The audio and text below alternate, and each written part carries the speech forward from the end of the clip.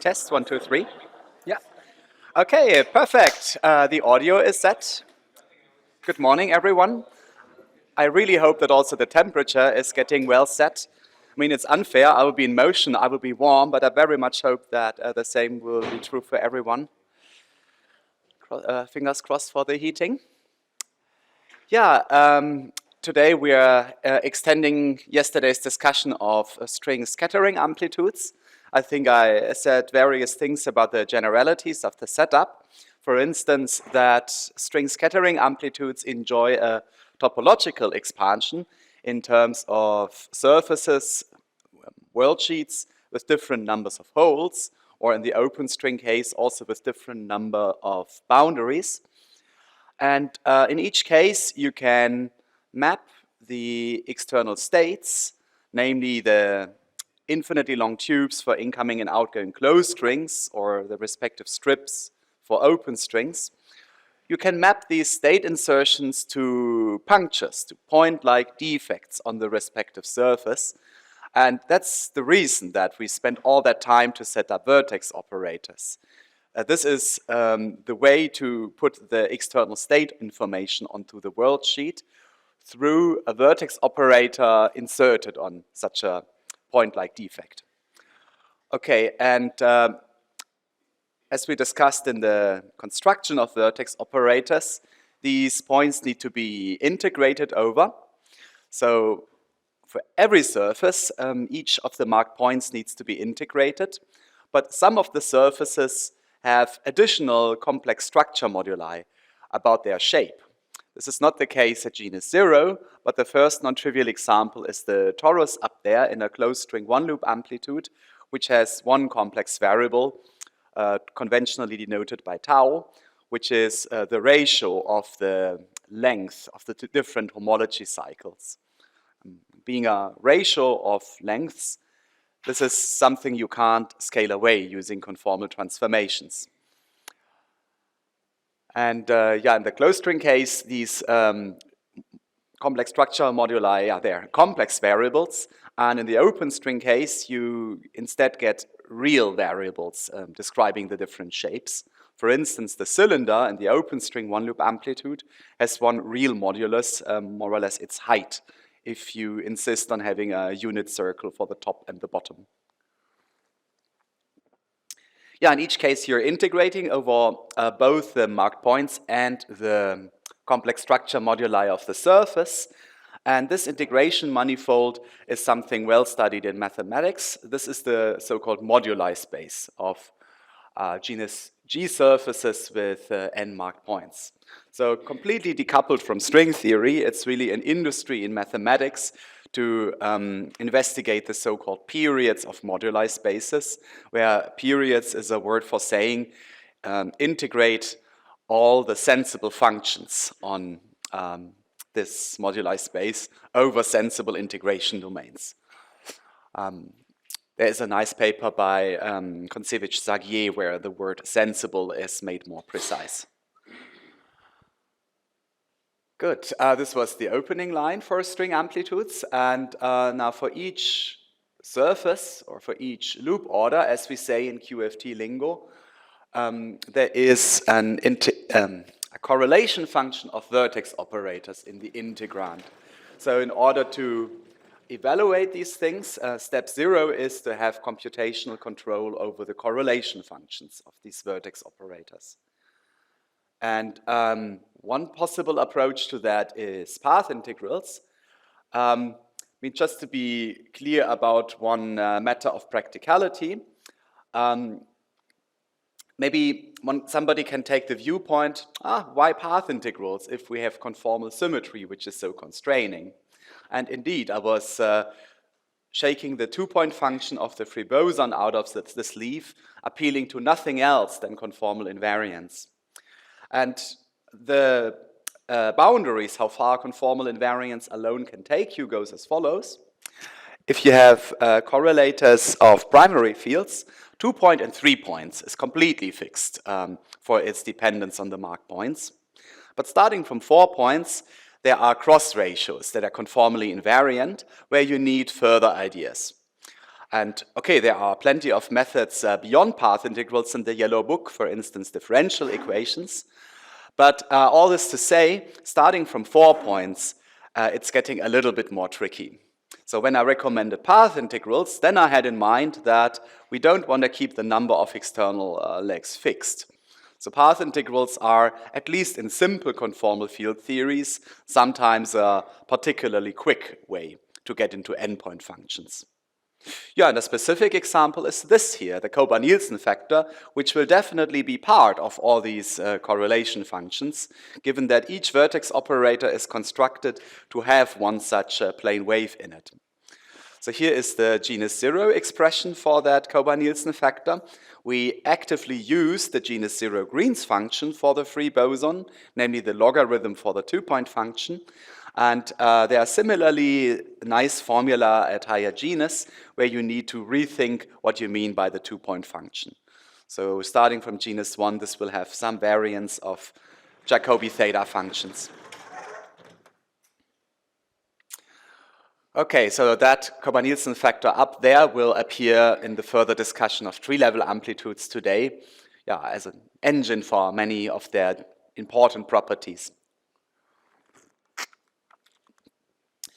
Now, after having advertised path integrals, I should also highlight one stumbling block in the first pass on describing the Polyakov action with path integrals. How does the gauge fixing of diff cross vial look like in path integral language? Well, the opening line will probably contain a path integral over metrics, and it's a bit delicate to remove that path integral over metrics using diff cross vial, simply because there's a Faddeev-Popov determinant emerging if you try to cancel the metric degrees of freedom against the parameter of the most general diff cross vial transformation. So the remnant of canceling the DH measure against diff cross vial volume, the remnant is essentially the BC ghost system, like a fermionic representation of the Faddeev-Popov determinant. So this determinant is a path integral over the exponential of this ghost action here. And it falls into the broader class of first order systems. So there's a discussion in Blumenhagen-Lüst-Tyson in a chapter, maybe in the 12 to 14 range of very general first order systems. And the BC system is one of them, where the kinetic term just has a single derivative and not the double derivative as you know it from the free boson. And even though it looks like a Dirac operator, let me stress, B and C are not spinors. So they are they have a single alpha index and an alpha beta index, so they are in integer spin representation on the world sheet and nevertheless Grassmann odd. So that's why they deserve to be called ghosts. And their Grassmann odd nature makes it particularly pressing to answer, what about zero modes? I mean, in a path integral over B and C, there is contained a finite dimensional integral over fermionic zero modes, and we need to track that very carefully. Yeah, and it turns out that the zero mode counting depends on the genus. So this has to do with the fact that in an attempt to construct a conserved ghost current, you will not fully succeed. There is an anomalous current that counts the ghost charges. And let's say the failure of that current to be a conformal primary and to be conserved translates into this weird genus dependence in the zero mode counting. So in the tree-level amplitudes to be discussed today, there are 3 zero modes of C to be saturated and none of them for B. So in practical terms, zero mode counting implies that many correlation functions are zero, namely all of those where the excess of C ghosts over B ghosts is different from that. So that's pretty analogous to charge conservation, with the difference that now you have to bring a non-zero total amount of charge. So that's why this anomalous conservation law is said to cancel a background charge, where the background charge depends on the genus. Good. And in the exercises yesterday, we discussed the implication of the central charge of the ghost sector for the critical dimension. If you describe bosonic strings just using the x mu for Minkowski spacetime together with the ghost system, then critical dimension is 26, namely that dimension where the central charges of x and the ghost system cancel. So this had to do with a conformal anomaly that I pulled out of thin air, and I still feel bad for not having remembered the derivation of that conformal anomaly here. So this one-point function of the energy momentum tensor, well, it has this trace, which we discussed should vanish in any conformal field theory. And how does one anticipate such a non-vanishing one-point function of the trace? There's fortunately a very detailed discussion of that in the lecture notes of David Tong. So since this is not really supporting further the content of today's lecture, maybe I just refer you to this section in David Tong to read about the derivation.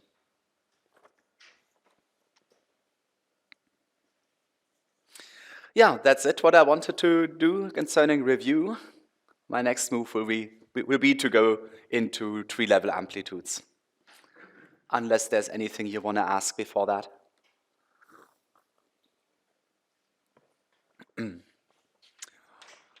Okay, let's start with closed string tree level. And take a first look.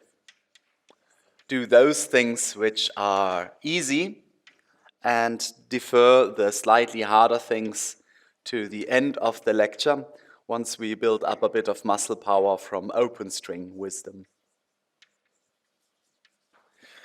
Yeah, the pictures are still there for the topological expansion. Tree level clearly means you're dealing with the sphere topology. So this is about putting as many mark points on the sphere as you have external legs. So here this is n of them. And yeah, the external states, as I was saying in words, are entering via vertex operators. So let me use this capital phi notation if I haven't committed yet to which external state I pick. And there is a momentum dependence coming through the vertex operator associated with state phi. So this can be either tachyon, massless, or one state in the infinite massive tower. They are all admitted in the prescription I'm about to write down. Yeah, these n closed string amplitudes, both at tree level and at other genera, these are functions of the polarizations and the momenta of the external states and also of alpha prime. And I think the only information that wasn't explicit in the introductory remarks is the following. You integrate this correlation function of vertex operators with a certain measure. So you probably expect a d square z for all of the insertion points, because I emphasize that it's really essential for diff cross Weil invariance of the description of an external state that each vertex operator is integrated over. But here's a little catch. The correlation functions don't have n degrees of freedom. Namely, the 3-point function is completely fixed by conformal invariance, so the 3-point function depends on nothing. And then starting from the 4-point function, they are conformally inequivalent cross ratios, or a total of n minus 3 of them at n points. Or in mathematical terms, this moduli space here has dimension n minus 3. So we need to do something to match the true degree of freedom counting. And well, this is not just cosmetics, but there's in fact an infinite overcount if you're not careful about that. If you just integrate over all variables, this is gonna blow up excessively. So for that reason, there is this formal inverse volume factor here. Okay, maybe it reminds you of this similarly desperate-looking formal volume factor for diff cross Weil, but here it's something different. Here, this is about the conformal symmetry, which is still well-defined on the sphere. So important disclaimer, here we are discussing the sphere. Here we are only interested in those conformal transformations or in those redundancies which are well-defined everywhere. So these were not all the conformal transformations, but the privileged class of 6 conformal generators and their respective exponential, which form an SL2C. Okay, this means here we need to mod out by the Möbius transformations. Yeah, I think I was already saying that yesterday. And you can really check this in practice, that SL2C here is strong enough that you can fix any triplet of marked points to 0, 1, and infinity. And here you have a lot of options.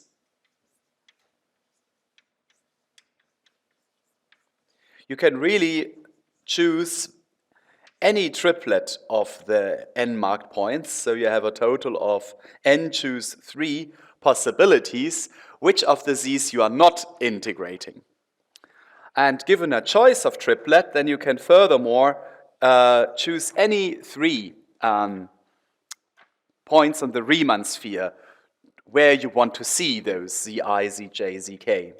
And it's a matter of computational convenience to use 0, 1, infinity, but you're not obliged to. If you have more fun working with a half, square root 3, and zeta 7, please do it, but I'm sure you will regret it.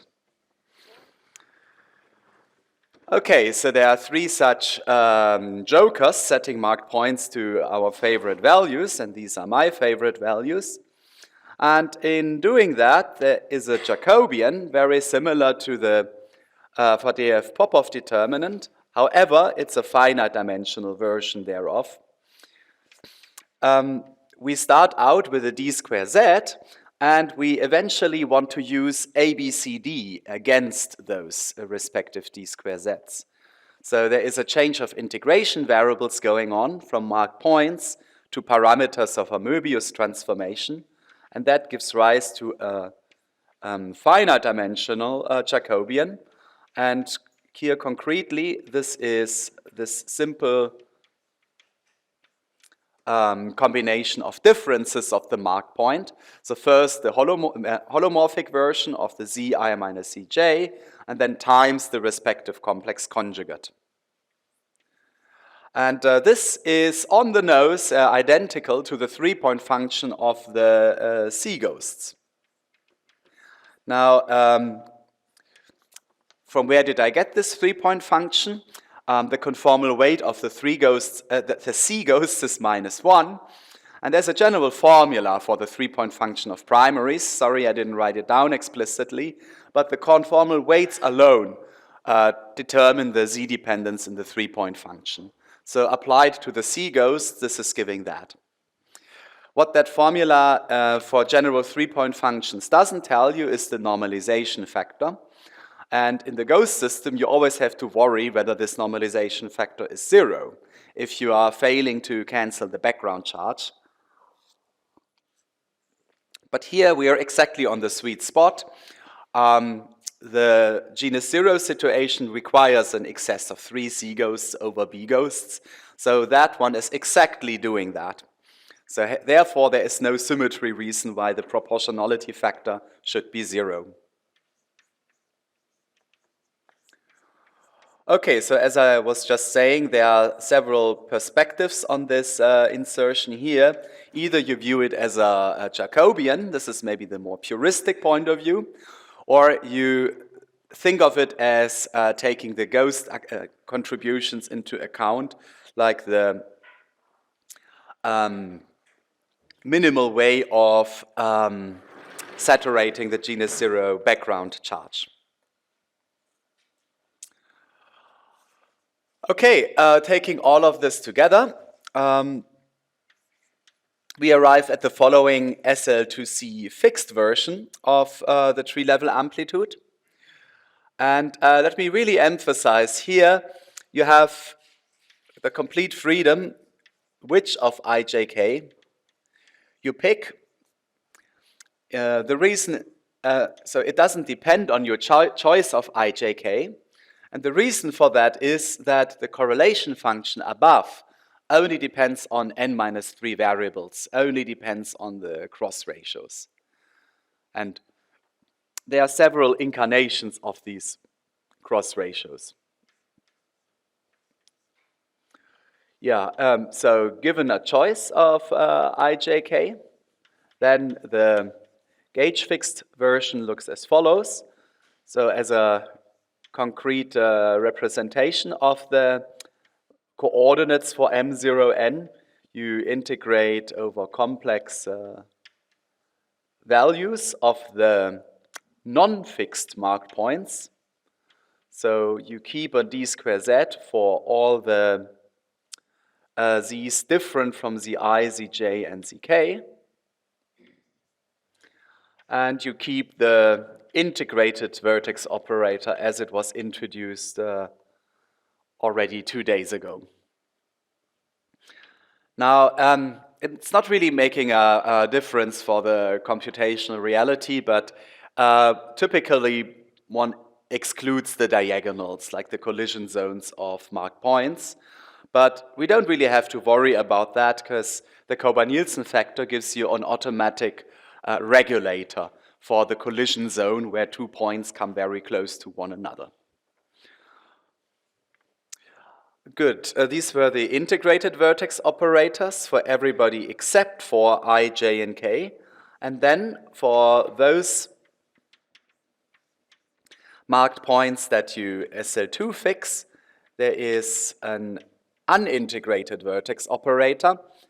I motivated the conformal weight 1 and the integrated vertex operator by saying that d square z transforms under conformal transformations as if it had a negative h in h bar equal to -1. And this happens to be the same characteristics of the C-ghost. So CC bar transforms in the same way as d square z. So for that reason, it's intuitive that this combination here is also okay. But you can only do this 3 times until you have some sort of taken care of the 3 conformal killing vectors on the sphere. Oh yeah, and all of this you evaluate at, so here I'm really hardwiring my recommendation on where to SL2 fix these marked points. And I kept on saying cross ratios, so perhaps I should spell them out. The actual integration variables in this process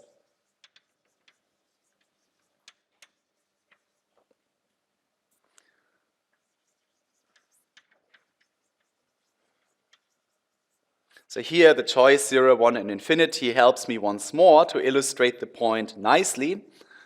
Namely, so it looks like we are integrating over the ZAs with A in that range, but given that there are these 3 other punctures fixed at 0, 1, and infinity, I can desimplify the corresponding ZAs and write them like that, exploiting the neat choice of SL2 frame. So it's probably easy to do the calculation from right to left. So with this trick, you can convince yourself that these are really integrals over cross ratios.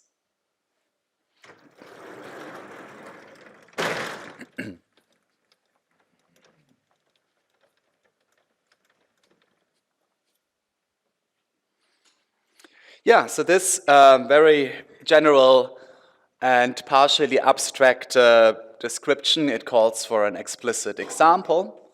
Let's do as a very first warm-up the 3 tachyon example, where the underlying vertex operator is just the plane wave and nothing else. This was stupid that I erased the Kober-Nielsen factor, because I'm about to use it right now. Oops. Okay, so we need to evaluate this Kober-Nielsen factor with all the dot products of external momenta upstairs.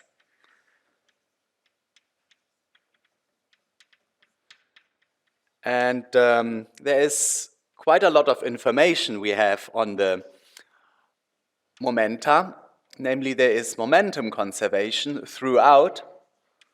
Remember, this comes from the zero mode of the free boson X, from the finite dimensional integral over the center of mass position, which is part of the path integral.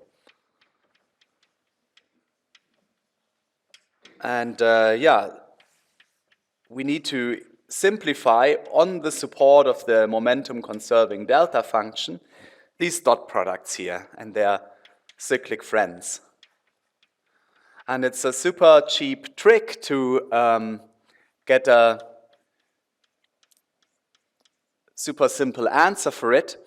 I mean, it's just like viewing this as the cross term of this pi plus pj square and then removing the diagonals, which means that the three-particle phase space is small enough that all the dot products are determined by the respective squares of the momenta. So this you can immediately rewrite in terms of the mass squares, which in that case yields -2.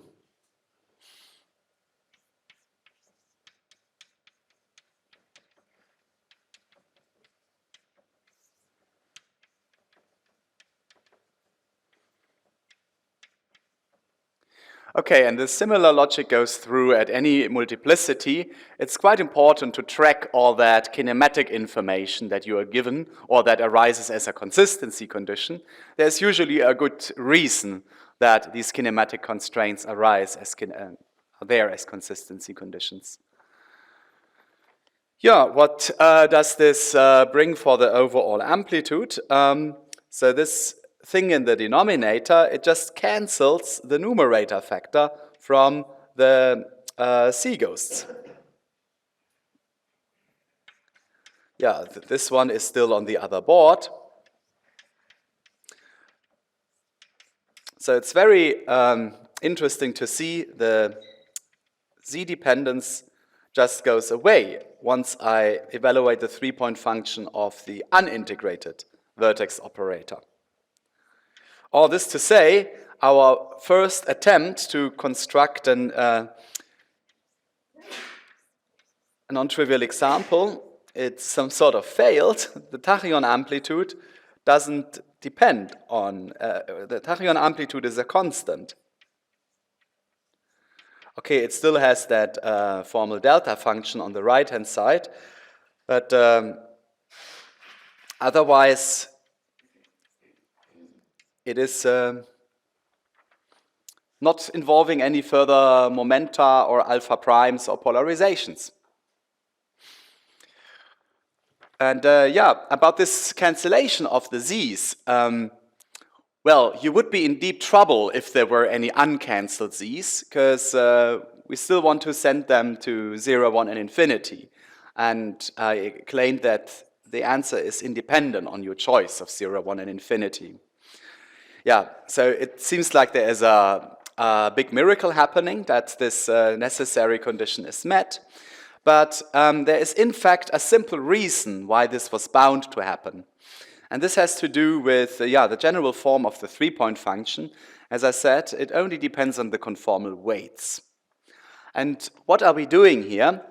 We are combining a vertex operator of conformal weight 1, or 1, 1 to be precise, with further primary operators of weight -1, -1.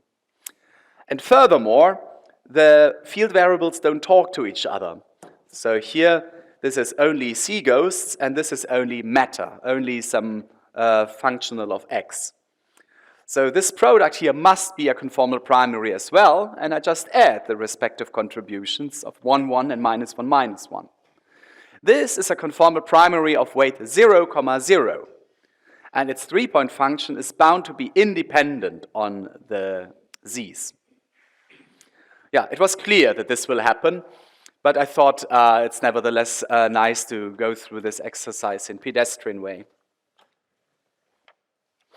And yeah, when you do this for massless states or massive states with non-trivial polarization tensors, then you will need all kinds of kinematic constraints to verify that. Say for the gauge bosons, we had these polarization vectors zeta, which were perpendicular to the momentum. You typically need these conditions to verify the independence on Z in the 3-point function. So all of these primary constraints, they are really essential to use inside the amplitudes calculations. Yeah, by the way, I'll be lazy and drop the delta function henceforth. I mean, it's clear that this will always be around in all the tree-level and loop-level scattering amplitudes. It's just extra writing work to keep that around.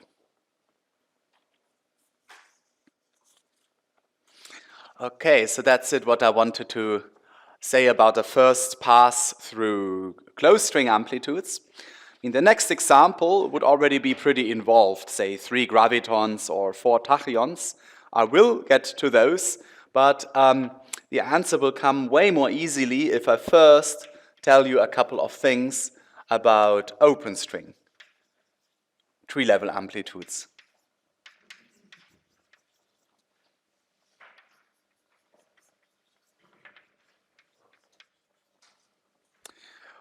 Okay, and here is one extra structure which we didn't have for the closed string, namely the Chan pattern factors associated to the endpoints. So we will always describe things in such a generality that the external open string states can come from multiple coincident d-branes. Okay, I'm assuming that we have a single stack of coincident d-branes, so both endpoints on the same stack, and I won't be brave enough to discuss the intersecting d-brane case. But yeah, for the single stack of n coincident d-branes, I have to tell you what to do with the Chan pattern matrices. I mean, each external state has a kind of Chan pattern polarization given by an adjoint representation element of UN. So there's one adjoint index, little a, per external state. Yeah, and the very first thing I'm telling you about open string tree-level amplitudes is that all the dependence on these Chan pattern factors goes into traces. So let me first write this down as a claim and then give you a figure to make that intuitive. Yeah, so given that there are now these additional Chan pattern factors for open strings, the scattering amplitudes are functions of more variables. So on top of those that you saw in the closed string case, there's now this A dependence. And yeah, my claim is that all the color dependence goes into traces of these T's. And since the trace is cyclic, I don't have n factorial possibilities, but if you do a careful counting for a product of n matrices, the number of inequivalent traces is n minus 1 factorial. The reason is that the trace is cyclic. I can always put the last matrix into the first position, and therefore I can, without loss of generality, put my favorite T into the last entry. So here I'm doing this for leg number 1, and then the permutation of the leftover T's, that one is really parameterizing the inequivalent traces. So hence I'm summing over permutations rho of only n minus 1 legs. Okay, and then there is some coefficient associated with the trace. And yeah, this is what will be called partial amplitude, and that I will describe in a lot of detail.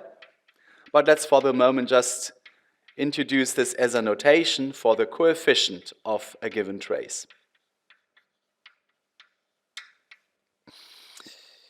Yeah, then there is this jargon color all over the place. I haven't tracked how many times I said it unintentionally.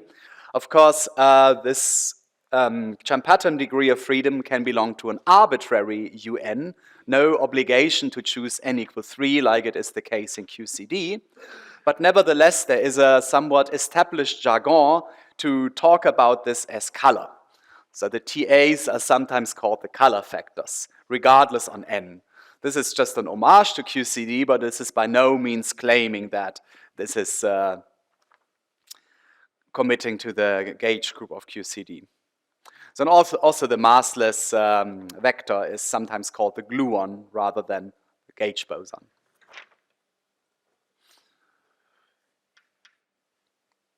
Yeah, as I said, there are permutations, rho of the first n-1 legs. The counting of these permutations is n-1 factorial. And first of all, this is running over the different traces. But let me now slowly gear to an explanation where this color decomposition comes about. So these permutations not only label the inequivalent traces, but also the cyclically inequivalent ways to put the state insertions on the boundary.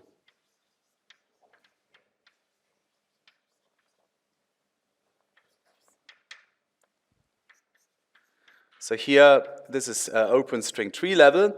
So we are inserting vertex operators for open string states on the boundary of a disk.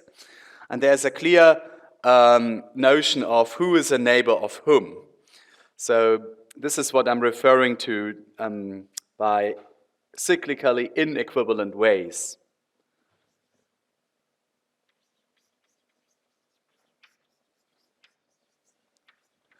Yeah, this clearly calls for a figure. Sure, I will draw the disk in 3 different ways, and for now, maybe I really use that, well, almost outdated way of drawing the disk worldsheet for open string scattering. So here there is still a representation of asymptotic states that are recognizable as such. Okay, let's say I'm doing an arbitrary number of them. This is the nth one, and here is the first one. But let me now be a bit more precise. So let me track the Champatton degrees of freedom of various external states. Okay, so imagine yeah, for each of these states, I know that there is going to be this Champatton factor, but I'm not yet sure what to do with its indices. Yeah, these M and N indices, remember when we introduced the Champatton factors, M was about the first endpoint. On which of the D branes should I morally attach the first endpoint? Is it M equal 1? Is it M equal N, the last D brane, and so on? And N was about the second endpoint. No, that's just a bit unfortunate. There's little n and capital N. I hope you can see what I mean. Yeah, so both of these indices, row and column indices, are associated with one of the endpoints. And yeah, this worldsheet here, it only makes sense if the neighboring states have a kind of endpoint consistency. So this boundary segment, this follows the upper endpoint of this asymptotic state. So this is sensitive to the N1 index, and it should better be consistent with what the neighboring state here says. So for the neighboring state, the endpoint associated with index M2, this is in that very same boundary segment. Yeah, so these row and column indices of the Chan pattern factors, they refer to a specific D-brane and should better be consistent with the neighboring state.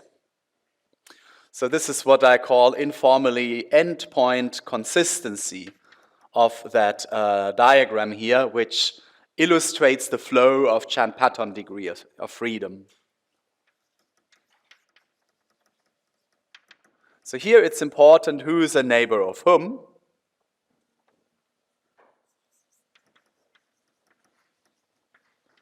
There's one such consistency condition per pair of neighboring legs. And this introduces Kronecker deltas on these row and column indices. So for each of these boundary segments in between two states, there is a Kronecker delta, so here enforcing N1 equal to M2. And likewise over here, there's a Kronecker delta enforcing those two to be equal. So this is to say, there is a lot of contractions that I need to do of all these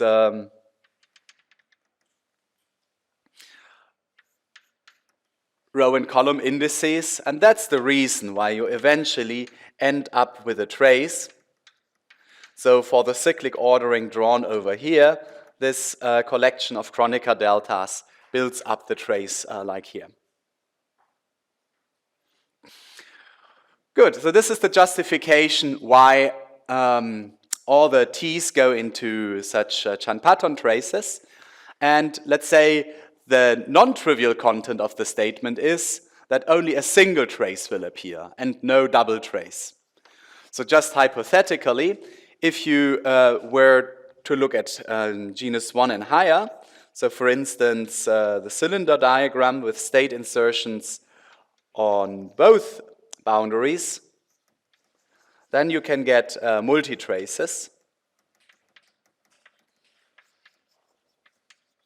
So for instance, here, a cylinder with both boundaries populated as drawn here.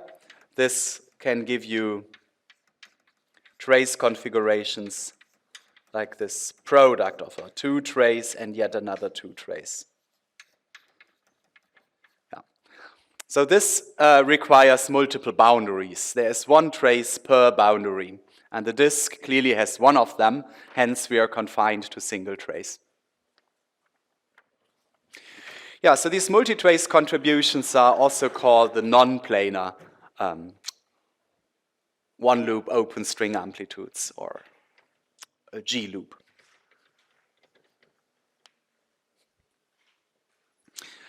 Then time to comment on the coefficients of these traces. So these coefficients have the nickname partial amplitude, or sometimes also color-ordered amplitude or color-stripped amplitude. And this is now carrying the dependence on all the remaining variables. I mean, on the left-hand side, I announced the open string amplitude as depending on alpha prime, on momenta, and polarizations. And all the color dependence is accounted for, so the partial amplitude, A tree, it will depend on the rest, aka polarizations, momenta, and alpha prime. Okay, and now I need to be very careful. I need to track the information on the cyclic ordering.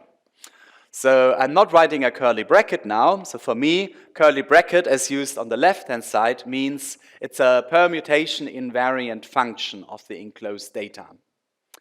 But now for these color-ordered or partial amplitudes, it is only cyclically invariant with respect to exchange of the external states. Cyclic and not permutation invariant. Yeah, so cyclically invariant, it means concretely, I write down my array of external states, and then as a function of them, I get the same result if I move this to the first insertion. Or in more simple terms, it behaves like a trace. It inherits the symmetry of the associated traces, and I think if you really want to, you can derive that from the Bose symmetry of the endpoint amplitude. Yes? Oh, absolutely. There is a closed string exchange going on from here to there. So if you look at the integral representation of the associated partial amplitude, this integral will entail poles exactly at the m squares of the closed string spectrum. So you will see an example of how the poles at tree level arise. So more or less, each modulus integration gives rise to one kinematic pole. And in this one loop non-planar case, it's the integral over the modular parameter. It's the integral over the possible cylinder heights, which gives rise to all the closed string poles. It's in this case a convenience that the closed string spectrum is not exactly identical to open strings. I mean, there's this factor of 4. So you can see from the pole structure in this channel here that this is about closed strings in the internal channel. Yeah. I mean, there's a lot one can say about different ways of looking at that cylinder diagram, either as a tree-level exchange of closed strings or as a one-loop diagram for open strings. It's a pity that I can't really discuss all the implications of that duality, but yeah, there's really a lot one can say about it. And I hope that Polchinski or also CFT references say that you can find a lot in those references.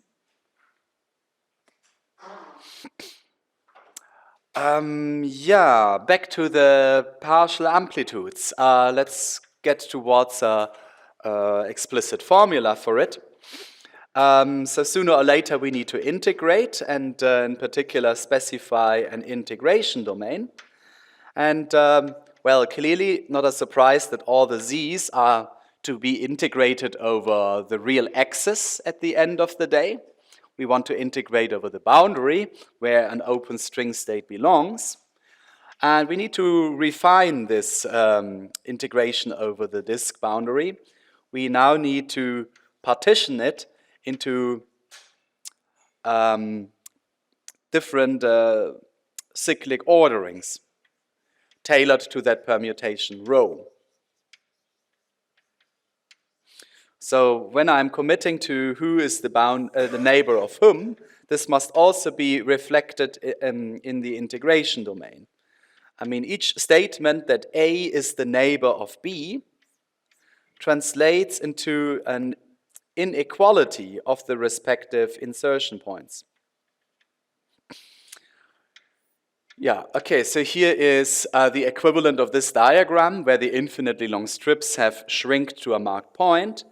But for doing the actual calculation, I'm doing the usual move of mapping the cylinder to the plane and the disk to the upper half plane. So all the insertions are happening on the boundary of the upper half plane. So this is about real marked points, z. And in contrast to complex numbers, real variables support an inequality, like Zi is smaller than Zj.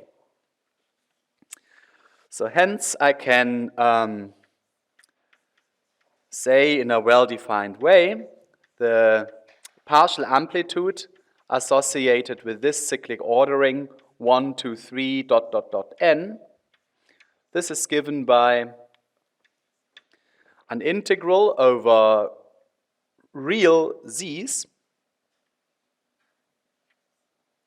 where the integration variables satisfy this long chain of inequalities that zi is smaller than zi plus 1.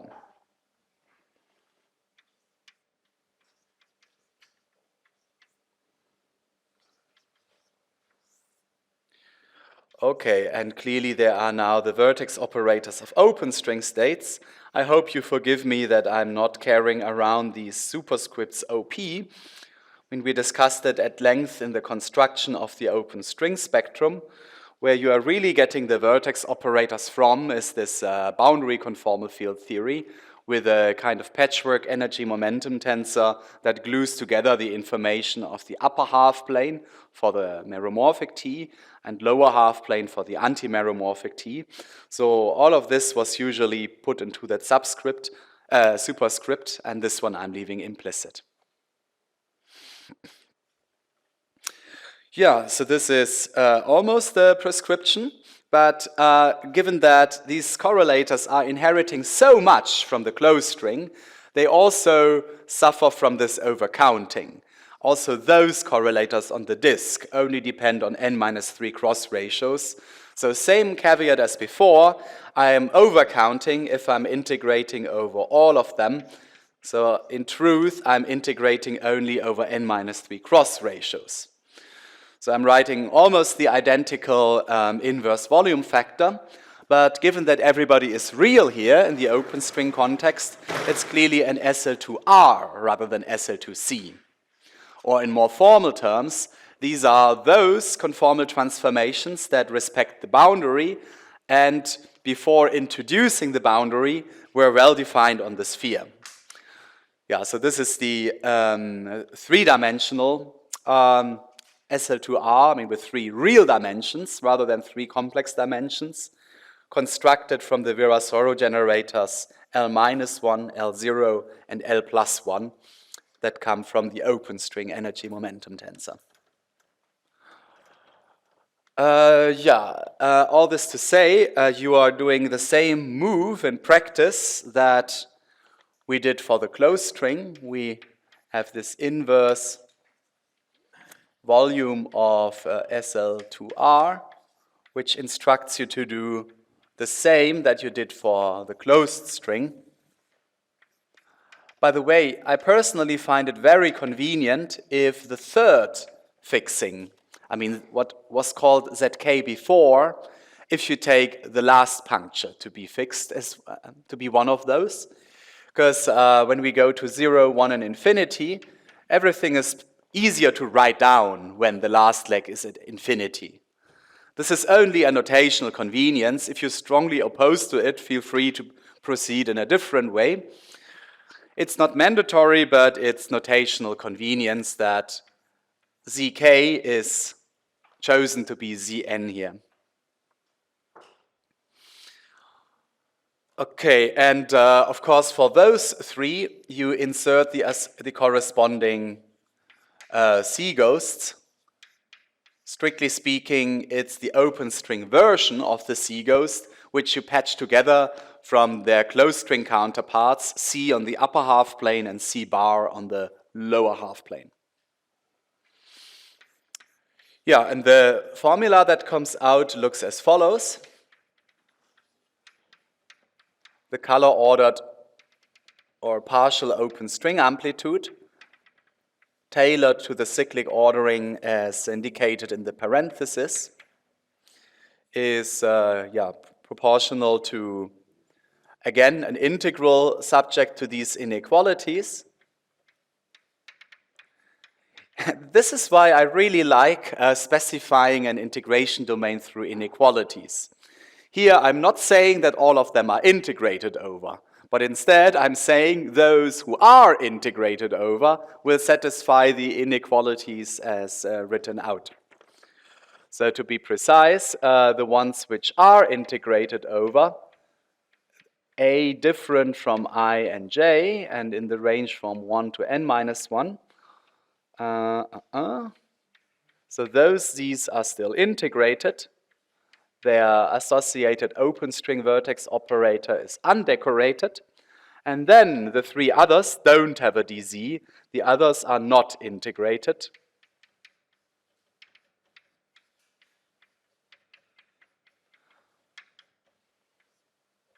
And here this is the N. And that correlator is evaluated at these fixed positions. Oh, sorry. Okay. Now, the closed string case, I emphasize that everything is allowed, how you choose I, J, K, and permute them to 0, 1, infinity. Here is a small caveat. Since 0 is clearly smaller than 1, you have to make sure that you are not violating that inequality with your choice of SL2 fixing. So in other words, there is this kind of boundary condition that I should be smaller than J. mean, this is not a real issue because you're not obliged to use the same SL2 frame for each partial amplitude. I mean, in practice, you don't do n-1 separate calculations. I mean, if you're lucky and all the external states are of the same species, you do the computation once and then relabel your answer. And if you have different states, there is maybe a small number of independent calculations you do. So just pick those representatives where it's easiest for you to satisfy this constraint. I mean, it's not really a constraint. It's, yeah, I'm just saying this to avoid that we are having an obvious violation of our specified integration domains. Yeah, is this a good moment for the break? Yeah, this is actually a perfect moment for the break. Good. Let's go on in 5 minutes. Back. Let's now do some examples of open string amplitudes and try to do something more exciting than just the tachyon, where in the closed string case, you saw that the answer is sometimes as simple as 1. So we are doing a semi-ambitious one, namely 3-point open string tree level, but now with gluons at the external states. And here I'm the victim of that jargon that I warned you about. I mean, you can say gauge bosons in generality. The number of d-branes in the stack is still unconstrained, n, possibly bigger than 3, but I'm saying gluon just out of routine. Yeah, kinematic constraints are really important, as I said before. Important to see that the z-dependence really drops out from the 3-point function as expected for conformal primary fields at weight 1 and 0. So here, in our case, this is about the momenta, first of all. We are looking at massless states, so momenta squared to 0. Then furthermore, the polarization vectors were transversal. I mean, otherwise, there is a triple pole in their OPE with the energy momentum tensor. So all the polarization vectors are dotting to 0 with the momenta. And finally, there's still momentum conservation. Even if I violently decided to no longer write the delta functions, momentum conservation is there. And all of them are very important. For instance, by the joint effort of the vanishing p square and the vanishing sum of 3 momenta, you find that in the 3 gluon case, or for arbitrary triplets of massless states, momentum conservation is forbidding all the dot products. So the Kober-Nielsen factor is trivial here. No contribution from the Zi minus Cj raised to the power of alpha prime p dot p. Yeah, so with these preliminary remarks, let's now go into the detailed evaluation of the partial amplitude in that setting. So this is by the general prescription that 3-point function of unintegrated vertex operators. And yeah, even before starting the calculation, it cannot depend on the z's, because you're having 3 conformal primaries of weight 0 each. So the z-dependence must cancel, but this is not manifest in every single step. You need to work a little bit to make it happen in front of your eyes. And we have to go through the detailed calculation because what we want is the coefficient of the canceling z-dependence. So conformal symmetry is not telling you the normalization factor, but this is exactly what we are after. So even if we know that the z-dependence cancels, it's not liberating us from doing the calculation that I'm about to do. Okay, so now the manual work is to go through this 3-point correlation function of the meta fields. I mean, the ghost correlator is always the same and easy to write down. And the leftover fields are, here is the meta part from the above vertex operator. Not only plane waves, but additionally some del Z inserted. Yeah, admittedly, I didn't give you a detailed path through these correlation functions. It's roughly a matter of doing the VII theorem in increasingly sophisticated combinatorial patterns. So you have to sum over all possible VIG contractions that these additional fields could possibly do. And there are two patterns of VIG contractions to distinguish. Either they all contract the plane waves, or they could contract one another. dx at z1 could contract dx at z2. So it's these two different types of VIG contractions that give different terms. And that, among other things, gives different alpha prime scaling. Because each contraction you do with the dx has a factor of alpha prime. So when I contract all of them with a plane wave, I need 3 alpha primes, and I get 3 momenta. So every time dx contracts a plane wave, I get a space-time momentum. And then the other possibility, as I mentioned, is doing pair contractions. So 2 of the Lorentz indices of SO1, P will be hanging on a metric. So there is 1 alpha prime associated with this pair contraction. So there is only one more dx left that can produce a momentum, and hence the second factor of alpha prime. Yeah, so these are the prototype contractions that could occur. And well, the first scenario, everybody contracting the plane waves, there's only one such term. And the second option, where 2 out of 3 dx's are contracted with one another, this has 3 options. So I do the calculation once and then add the cyclic images to it. And now the nitty-gritty details go as follows. Once I have decided to contract dx against the plane waves, there will be simple poles. When it's dx at zj and I contract it with a plane wave at zk, I get a simple pole, 1 over zjk. However, there is momentum conservation and transversality. So imagine you have a dot product here going with this z dependence, and then another dot product with that z dependence. And you now insert the kinematic constraints. So this is equal to minus zeta1 dot p2. So with this trick, you find that there is only one dot product to consider, but you are getting the difference of these z dependencies. So typically, there is a ratio with 1 zij upstairs and 2 zij downstairs.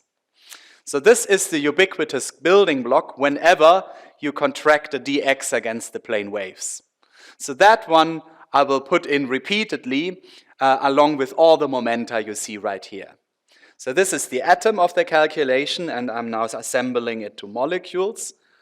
And this is essentially a job in writing the same thing all over again and keeping up concentration to not make a mistake in the relabeling.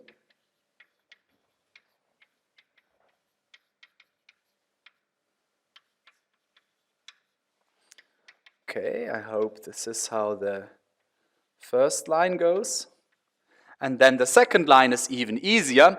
When contracting dx against yet another dx, you just replace them by the respective 2-point function.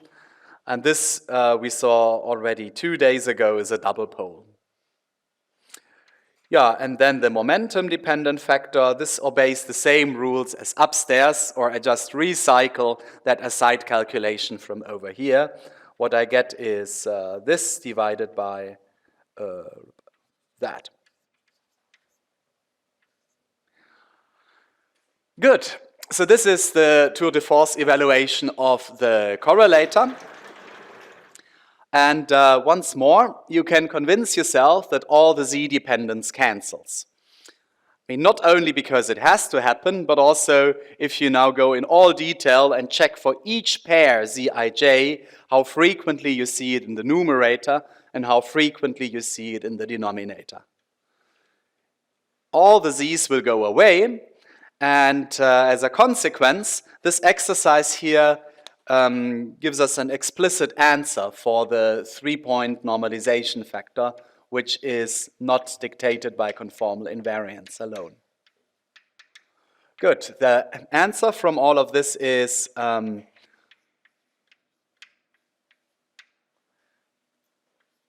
two types of kinematic factors. So schizophrenically, I'm now starting with those in the second line, where you have the three cyclically related terms. So the metric here leads to a contraction of two polarization vectors. This is what you see here. And then the third polarization is contracting a momentum.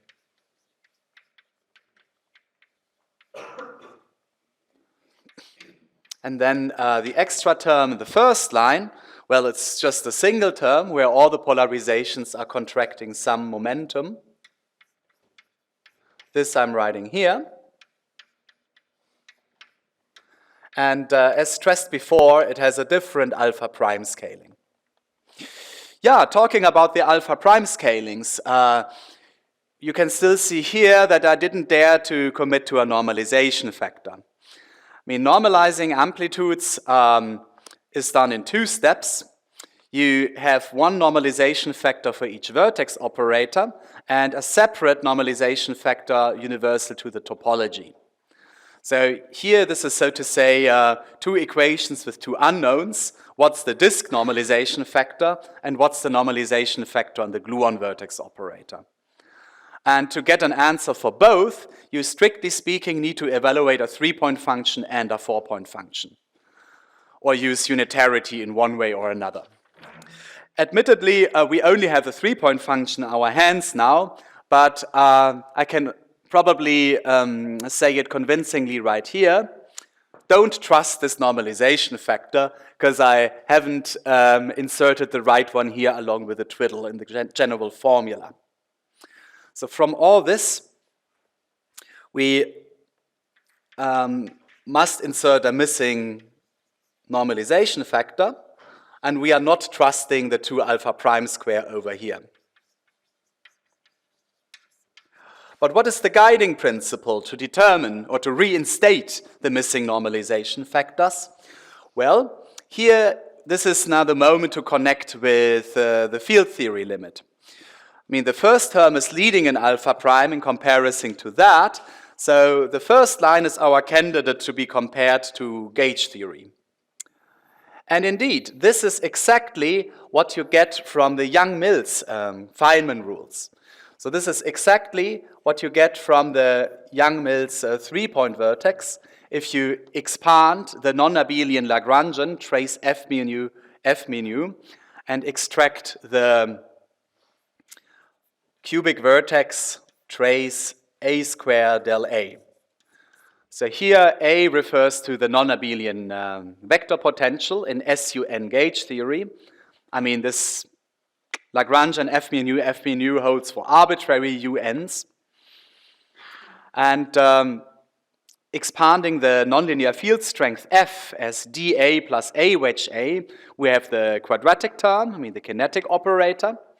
And here, the 3-point vertex that we are poking at right now, and there's in principle also a 4-point vertex for a gauge invariant completion, but that we don't see before the 4-point function. Yeah, so this is exactly the Young-Mills vertex that we can see from the first line. And we know from Young-Mills field theory what the coefficient of that Feynman vertex is. So what we want is a single factor of G Young-Mills, and we don't want to see any alpha primes. So from this chain of arguments, the missing normalization factor is put a G Young-Mills there and divide out these annoying alpha prime square. So there is a global normalization factor to all disk diagrams, which contains, among other things, such a 1 over alpha prime. Okay, so now replace in your head this one by a G. Young-Mills, and in this way we automatically have the leading alpha prime order right. But what about subleading? Well, changing the prefactor won't remove the relative alpha prime between the first line and the second line. So the second line is a string correction beyond super Young-Mills. And if you want to interpret it in terms of Feynman vertices, well, you won't find the Feynman rule within your Young-Mills Lagrangian. But instead, the Feynman rule that generates this term comes from a higher derivative interaction that goes like alpha prime trace f cube. Or to say this more cleanly, you need something with 3 momenta. So the 0th order candidate is del cube a cube, something like that. But you want to accommodate that with non-abelian gauge invariance, including that nonlinear extension. So a standalone partial A is not good, but it must come from an F, from the non-abelian field strength. So the non-linearly gauge invariant completion of del cube A cube is something of the type F cube. And then there's only one Lorentz invariant contraction that you can do. Yeah, so this is how a 3-gluon amplitude calculation diagnoses such a string correction in the low energy effective action. Open bosonic strings at low energy are like Young-Mills plus this trace f cube piece of Lagrangian, and then there are potentially higher order terms covering 4 or more external states. And actually, starting from the 4-point function, we see infinite towers of such alpha prime corrections. So it's an exceptional thing at 3 points that we are only getting a finite number of them. Yeah, aside from this first nod to low energy effective actions, I should also clarify the color structure, how we are consistent with the color sector of Young-Mills Feynman rules. So we computed the coefficient of trace TA1, TA2, TA3. I mean, we did a partial amplitude calculation. And there is yet another trace ordering where 1 and 2 are swapped. And if you're really careful in tracking the minus signs, then you find that the other partial amplitude has a relative minus in comparison to what we just computed. So hence, the 2 available traces conspire to this antisymmetric combination involving a commutator, and then the traces conspire to FABC, the structure constant of UN. And in the Young-Mills Feynman rules, the color structure of that 3-point vertex is well known to be FABC. So this is how, also in the color sector, the string theory calculation is consistent with what you know about Young-Mills.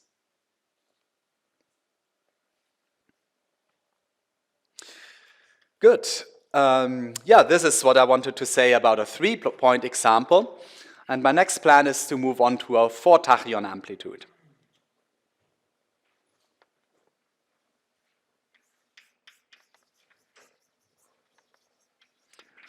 Okay, this is harder because it's 4 external states rather than 3, but combinatorially it's simpler because the tachyon vertex operator has no tensor structure besides the plane wave. And let's be careful when evaluating the Kober-Nielsen factor. So now we are back to having a non-zero norm for the momenta.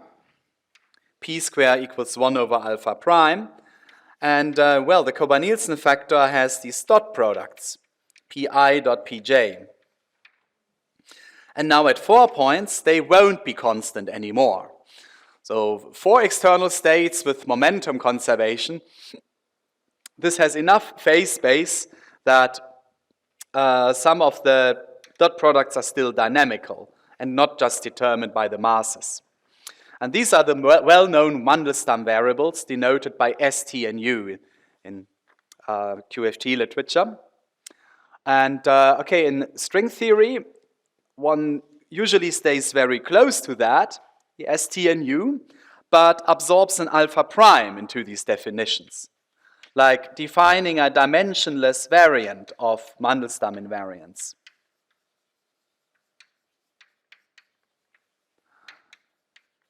And to make sure I can write various formula in more closed form, let me just introduce Sij being this mass square found in a given channel in the 4-point function. And by momentum conservation, S12 is equal to S34. But more importantly, what I wanted to stress in relation to dimensionless, well, alpha prime has units of square meters. So this has the right dimensionality to eat up the dimension energy square hidden inside these momenta. Yeah, so this is the notation I will be using. And let's now go into a detailed evaluation of the Kober-Nielsen factor. I mean, the correlation function we need for 4 tachyons is essentially the 4-point Kober-Nielsen factor. And just that you have all the C ghosts in place, the exact decoration goes as follows.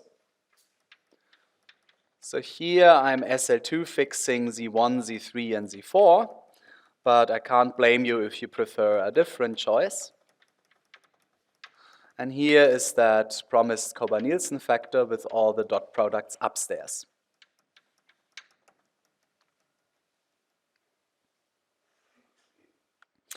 Yeah, the plan is to fix this triplet of Z's to 0, 1, infinity.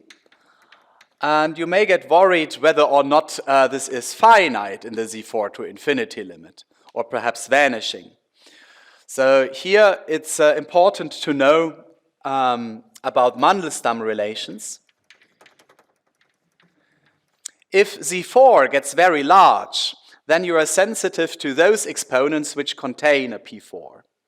So the potential pole at infinity goes with exponents S14 plus S24 plus S34.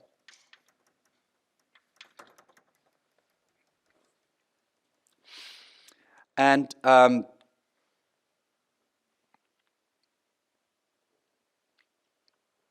to assess the actual behavior at infinity, you need to know a relation between them, namely that they add up to +4. So this you can squeeze out of the mass shell condition and momentum conservation. So the individual Mandelstam variables are still dynamical, but if you form certain linear combinations of them, things simplify. So out of the 6 possible Mandelstams, only 2 of them are independent. And yeah, the relations are essentially this one and the fact that S12 equal S34. Yeah, you need to know about all these Mandelstam relations to get an accurate assessment of how this correlator behaves for Z4 goes to infinity. Yeah, when exploiting that, the correlator simplifies as follows. In the chosen SL2 frame, there are only 2 factors left. This is very nice. You could, in the first place, worry about 6 factors here. 6 pairs of Zi, Zj, each of them with their own momentum-dependent power. But out of these 6 pairs, 3 of them disappear when one of the legs goes to infinity. So this is a first cleanup by this choice of SL2 frame.